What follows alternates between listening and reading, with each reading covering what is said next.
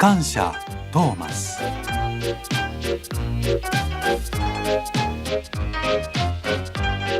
機関庫の揉め事というお話。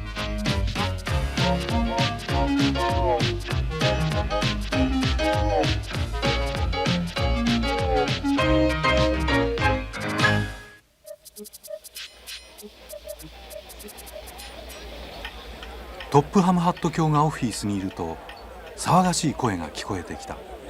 機関庫でストライキが発生しました。ヘンリーがすねて出てきません。分かった、そんなことは許さんぞ。なるほど、ゴードンとジェームスとヘンリーがふてくされている。出てこいヘンリー。ヘンリーは行きませんで。俺たちは小さなタンク機関車じゃない。移動作業は断ります。そんなことはトーマスの仕事です。俺たちは偉くて大型の機関車なんだ。そっちが客車を集めてきたなら引っ張りましょう。考えてみよう。本当はどんな機関車だって小さな仕事はするものなのに、ハット卿は急いでエドワードを探しに行った。エドワードは移動作業をしていた。エドワード、操車場で客車をしてくれるか。それはどうもいい気分転換になります。お前はいい子だ、頼むぞ。みんなが僕を非難するんです。大型機関車は移動作業なんかしないって。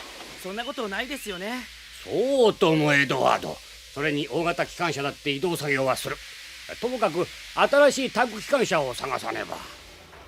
ハット卿は作業場に行き、いろいろな機関車を見て回っ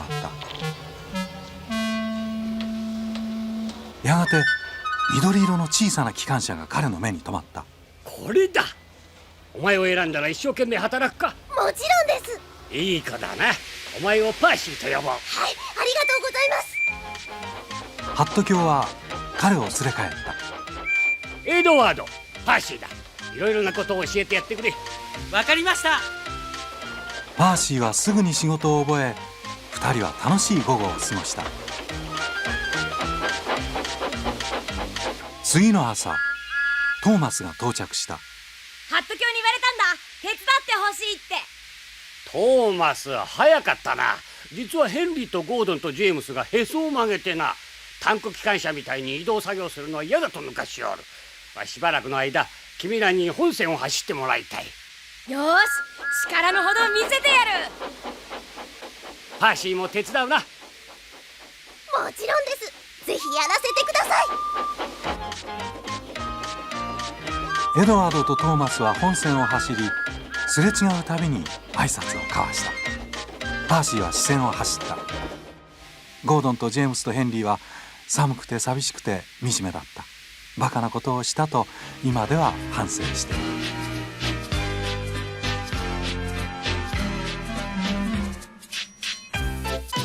このお話の出演はトーマス、パーシー、エドワード、ジェームス、ゴードン、そしてヘンリーでした。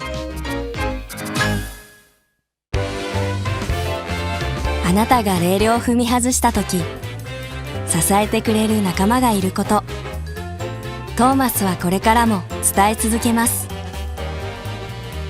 たとえ時代が変わっても、たとえ次元が変わっても、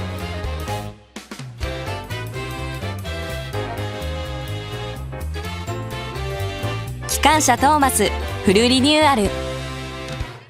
ハロルドは俺たちを追っ払うつもりだ。次回サラリーマントーマスと噂話、お楽しみに。